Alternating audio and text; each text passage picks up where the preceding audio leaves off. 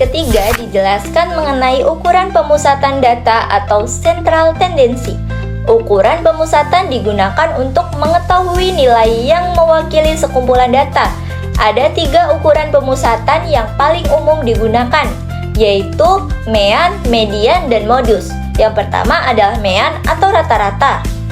Di sini ada rumusnya. Mean diperoleh dengan menjumlahkan seluruh data, kemudian dibagi dengan banyaknya data. Mean paling sering digunakan dalam analisis ekonomi karena dapat menunjukkan nilai rata-rata suatu data. Contohnya, jika pendapatan 5 orang adalah 3, 5, 4, dan 7 juta rupiah, maka rata-ratanya adalah 5 juta rupiah. Yang kedua adalah median. Median merupakan nilai tengah dari data yang sudah diurutkan. Median sangat berguna karena tidak terlalu dipengaruhi oleh nilai ekstrim. Untuk yang keempat, di sini ada ukuran penyebaran data atau dispersions. Yang pertama, di sini ada jangkauan atau range. Rumusnya R sama dengan X max dikurang X min. Range merupakan selisih nilai terbesar dan terkecil. Cara paling sederhana mengukur sebaran. Yang kedua ada variance, yaitu S pangkat 2.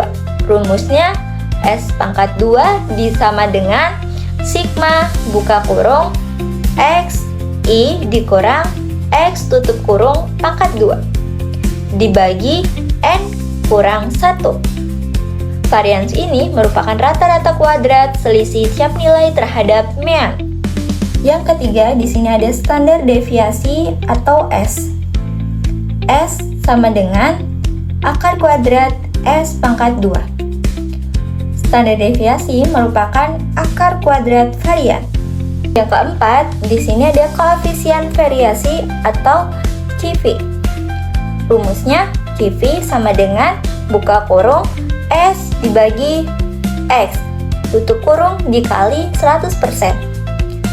Koefisien variasi ini merupakan pengukuran sebaran relatif terhadap mean, berguna membandingkan 2 data. Pada slide kelima terdapat contoh soal mengenai ukuran pemusatan data. Diketahui data penjualan sebuah toko selama 7 hari adalah 8, 12, 10, 15, 9, 11, dan 14 juta rupiah.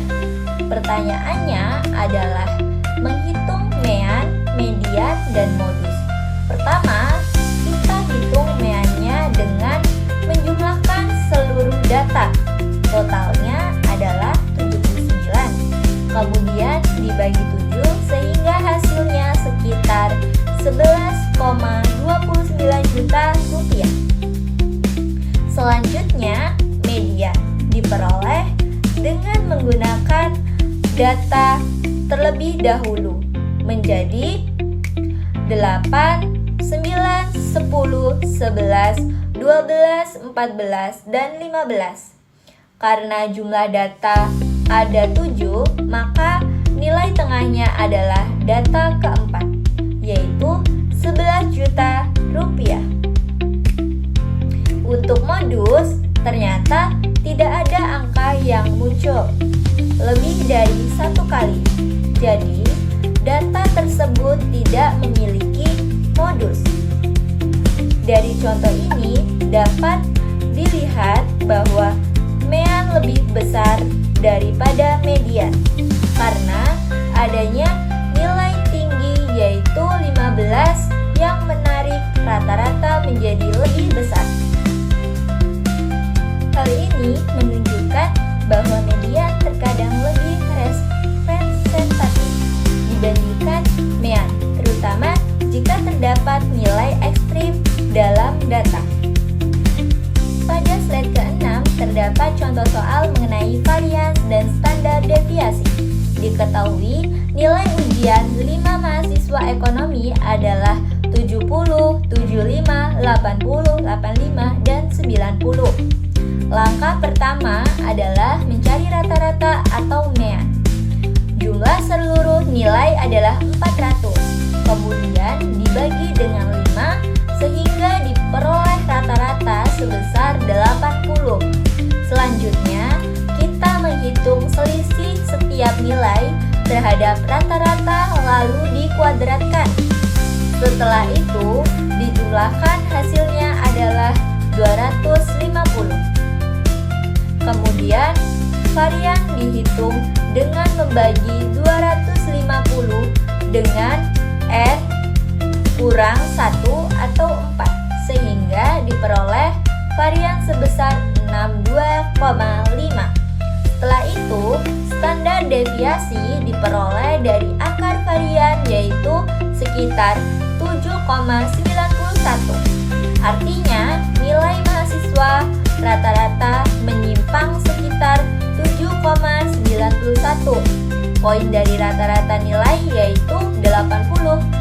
Semakin kecil standar deviasi, maka data semakin dekat dengan rata-rata dan lebih stabil. Sebaliknya, jika standar deviasi besar, berarti data lebih menyebar.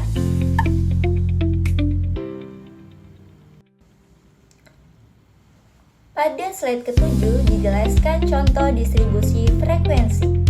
Data yang digunakan adalah pengeluaran bulanan 20 mahasiswa. Kemudian, data tersebut dikelompokkan berdasarkan frekuensinya. Hasilnya yaitu pengeluaran 1,2 juta muncul 4 kali, 1,5 juta muncul 5 kali, 1,8 juta muncul 4 kali, dan 2 juta muncul 4 kali.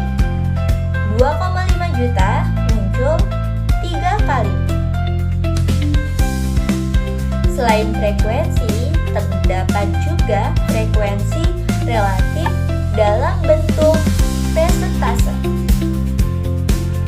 Dari tabel tersebut dapat diketahui bahwa pengeluaran yang paling banyak dimiliki mahasiswa adalah 1,5 juta rupiah karena memiliki frekuensi tertinggi yaitu 25%. Distribusi frekuensi sangat membantu dalam statistika ekonomi, menyederhanakan data yang banyak agar lebih mudah dibaca dan dianalisis. Pada slide terakhir terdapat diagram distribusi pengeluaran dan ringkasan konsep materi. Diagram ini digunakan untuk memvisualisasikan data sehingga lebih mudah dipahami dengan diagram. Kita bisa melihat data mana yang paling dominan dan bagaimana pola penyebarannya. Kemudian terdapat ringkasan materi yang sudah dipelajari, yaitu pengertian statistika ekonomi, jenis data, ukuran pemusatan, dan ukuran penyebaran data. Secara keseluruhan, statistika ekonomi membantu kita memahami kondisi ekonomi melalui data dan angka. Dengan statistika, keputusan yang diambil dapat lebih tepat, objektif, dan berdasarkan fakta. Karena itu, statistika ekonomi peran yang sangat penting dalam dunia ekonomi, bisnis, pendidikan, maupun penelitian. Baik, teman-teman, itu tadi penjelasan mengenai konsep dasar statistika ekonomi beserta contoh soal dan pembahasannya. Dari materi ini, kita dapat memahami bahwa statistika bukan hanya sekedar angka dan perhitungan, tetapi juga alat yang sangat penting dalam menganalisis data dan membantu pengambilan keputusan, khususnya dalam bidang ekonomi.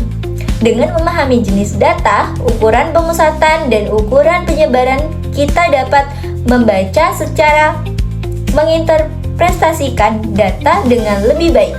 Semoga penjelasan yang saya sampaikan dapat membantu dan menambah wawasan.